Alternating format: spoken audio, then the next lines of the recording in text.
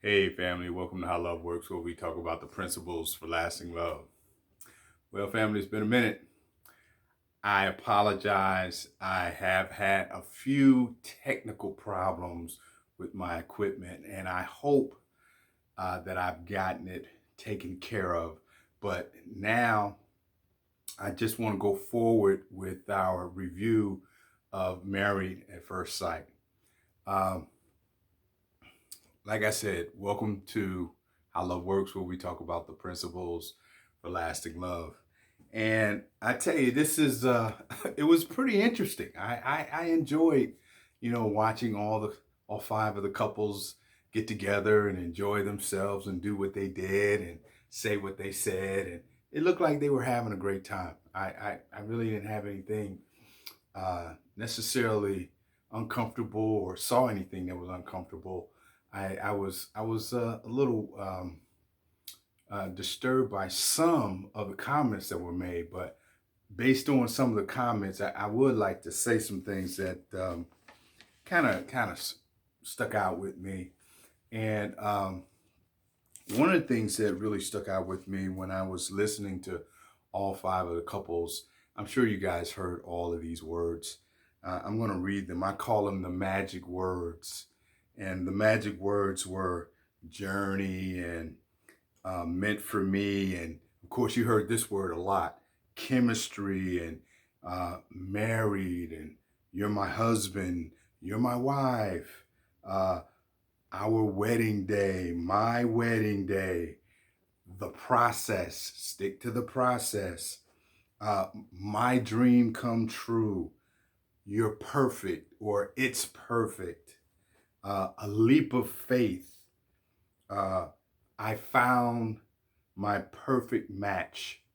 And I think the one that is the coup de grace, that is happiness.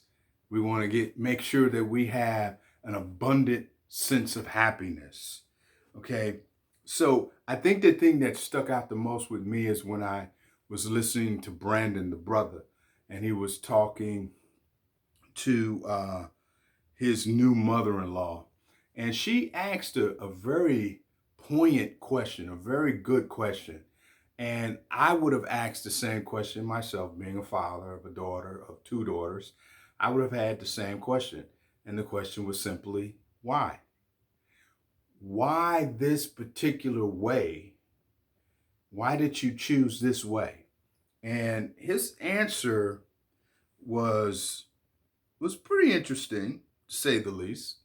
Um, he said that he wanted the American dream.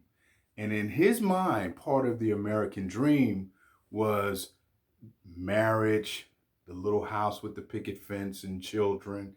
And I guess I would have to agree with that. Used to be the American dream to most people. Now the American dream seems to be success and more success, and indulging one's desires without consequence. That's kind of the way it is now. But what I noticed when I was watching that relationship, that exchange between Brandon and Taylor's mother, Brandon was a little unnerving. He was awkward throughout the whole process from what I saw. And what I noticed with him was he said all the right things. I got to give it to him. He said all the right things, and I truly do believe he seems to be sincere. Only, as I've been saying, only time will tell. We'll see how sincere he is, because time reveals, in as far as I'm concerned, time always exposes all hearts. Always. You can always count on it. All right. But when he gave that answer to mom, um, she seemed to be a little unnerved by it. And she was not confident with the answer. And she felt uncomfortable with the answer, because her answer to his response to her question was she didn't know how she felt about his answer. She wasn't very sure about it. And I get it. That's okay. That's fine. I think that's her daughter. She's her only child. Both of those individuals are only children, are the only child of their prospective families. But with that being said, to his credit, he redeemed himself because I see that he saw that she was not fully on board with his answers. So he added more, and I think he tried to be a little bit more clear about what his true intent was, that he wasn't in it just for a minute. He wasn't in it just to see what he can get out of it. He wasn't in it just for those 8 weeks and then he was just going to kick her baby girl to the curb. That wasn't his intent. At least that's what he gave her the impression of. So I think that really helped to solidify her feelings, made her feel a lot better. Now, Katie, on the other hand, the little young girl, she's not as young as well. Wait a minute, no, she's not as young as Mika, because Mika is the youngest, the black girl Mika. But Katie was real big on physical attraction. Makes sense. And young people, that's what y'all into, physical attraction. That's why your relationships never work. Because I mean, let's keep it real. I'm just keep it real. I'm an old head. I got years. I already know the formula. That formula doesn't work. You know, if you just stimulate it, and so you're gonna say, "Whoa, okay, since I'm so stimulated, that means this relationship's gotta work. It's got to be the real thing." Okay, you're gonna get what you predictably get: a big fat nothing burger, nothing. Okay, so I like what Dad told Katie's husband, Derek. He basically let him know. He said, "Look, my daughter loves hard. Bottom line, she loves hard. Just like my two daughters. They love hard. Okay, I was their first love, and they're looking for something that's on that level. All right. Sadly, they don't have a lot to choose from today because a lot of the young boys are handicapped, and most of them are addicted to pleasure. Okay, so they've been following other young boys. They don't know how to make decisions that's going to benefit them in the end, because most young boys think about the now as well as the women. They think about the now. They never think they're going to get my age. And then when they get my age, they find out they don't have anything and they feel like fools. Okay. But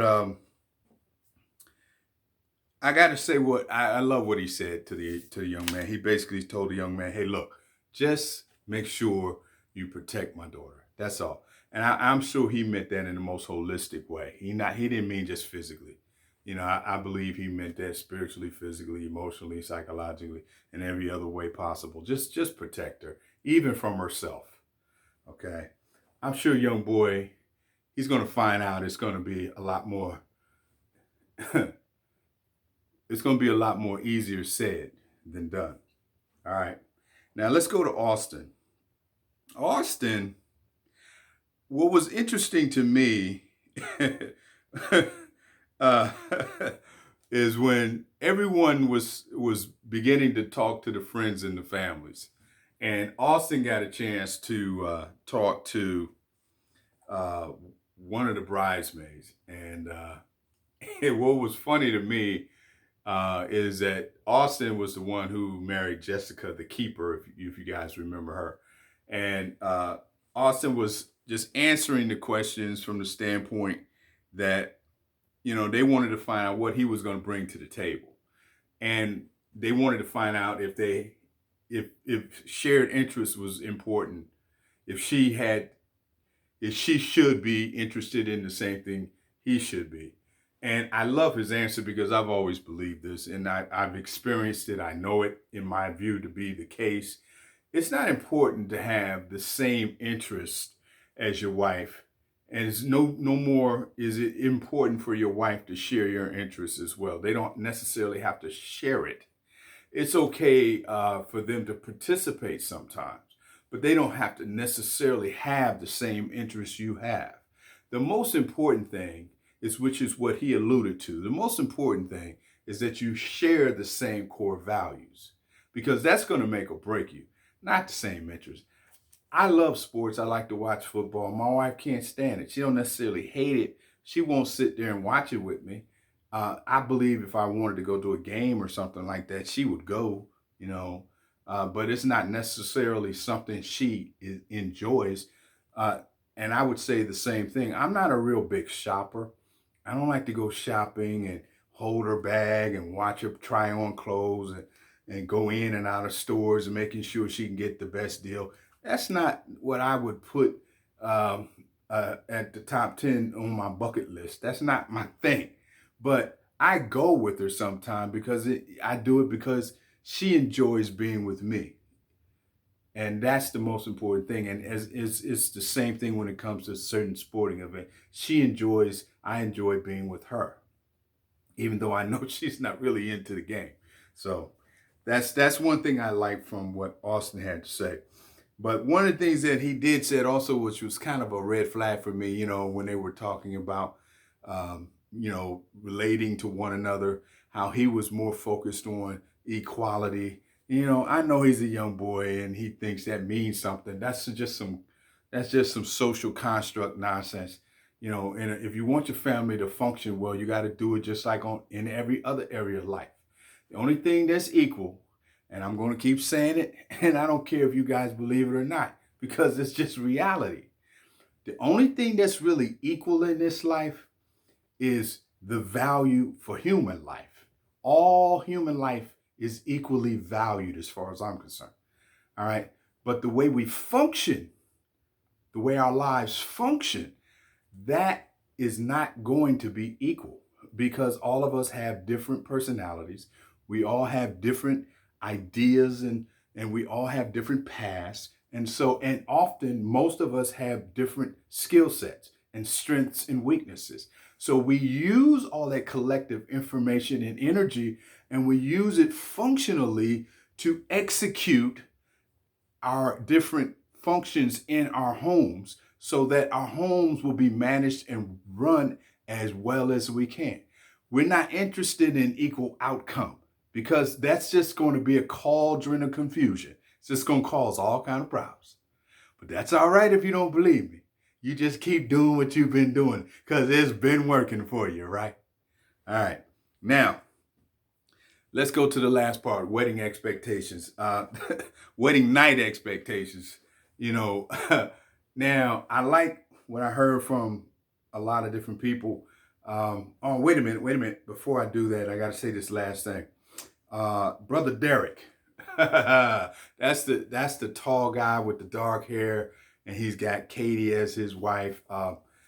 He finds out that when he was listening to Katie's friend was a little drunk, obviously, and she come right out and said, "Are you gonna poop Katie tonight?" I'm going, "What the?" See, I'm an old head, so as an old head, you know, I have more life experience, and I recognize that, you know, when someone gets a little bit too inebriated, sometimes the truth comes out. Sometimes it's naked, and it doesn't look good. But it's the truth, it's the truth, it's the truth. Okay.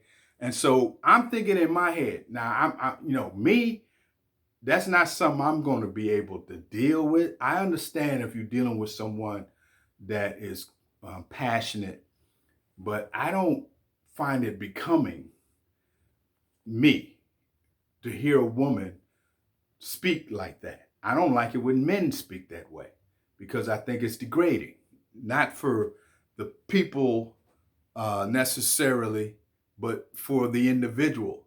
It degrades them. And I think it's disrespectful for the people, unless the people you're dealing with speak in that way. So it's just normal parlance. It's just a normal conversation.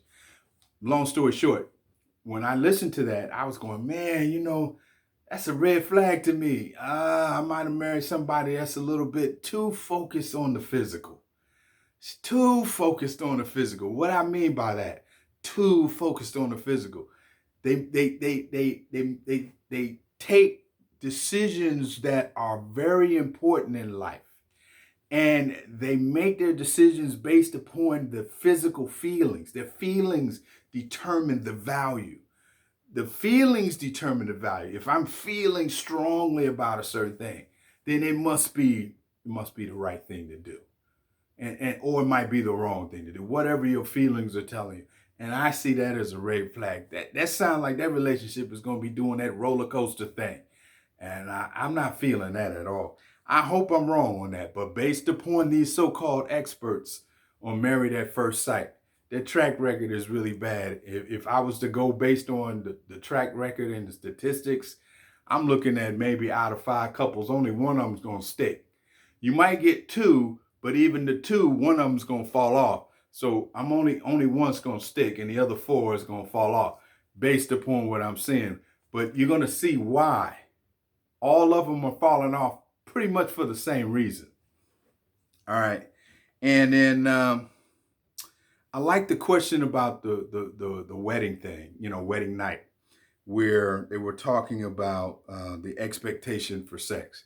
And they asked Mike, and Mike said no, he's going to leave it up to her. And so he doesn't expect her to do anything. And the sister of Mika was kind of like, he might be a good guy. I don't know why she said it that way, but, I guess she didn't expect to hear that. Austin said the same thing. He pretty much said he's going to leave it up to her. He doesn't expect to have sex with his wife on the first night. But it seems to me, I think also the same thing was said about Brandon. Brandon, he didn't expect anything.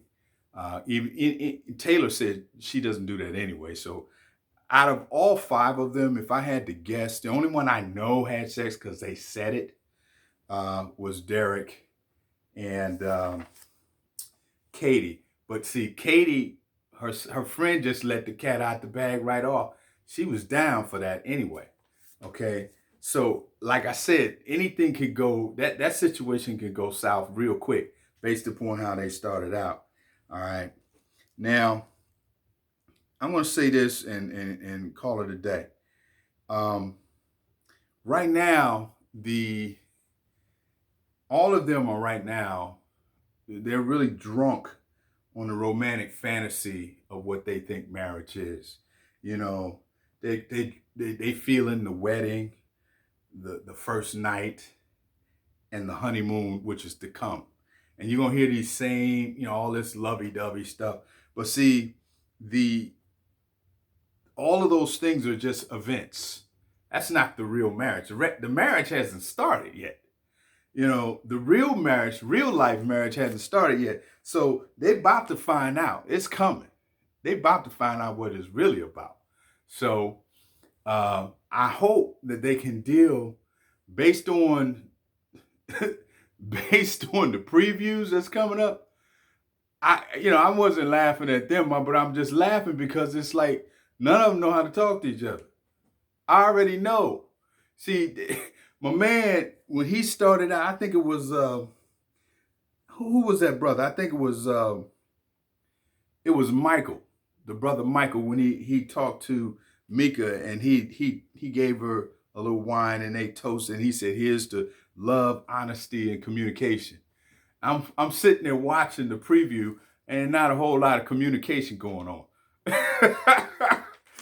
Not the kind of communication that would merit some of the things that he said, And I don't know whether or not they take that time to give these couples a formula or a framework on how to communicate their wants, desires, and needs.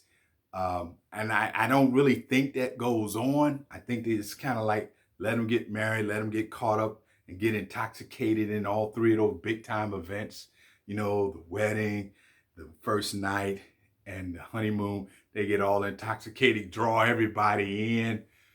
And then all of a sudden the real marriage is kind of waiting on them when they move in. And then everyday life starts coming in there, slapping everybody around. And we see how much of this love, this romantic love comes up and starts dealing with real life. I I don't know. But we're going to see. We're going to keep up with it. I'm looking forward to it.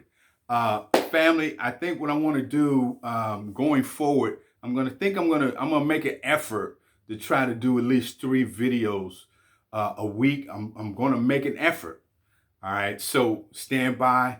Again, if anything that I have been talking about and suggesting has been of any help to any of you, please subscribe, share, and I thank you.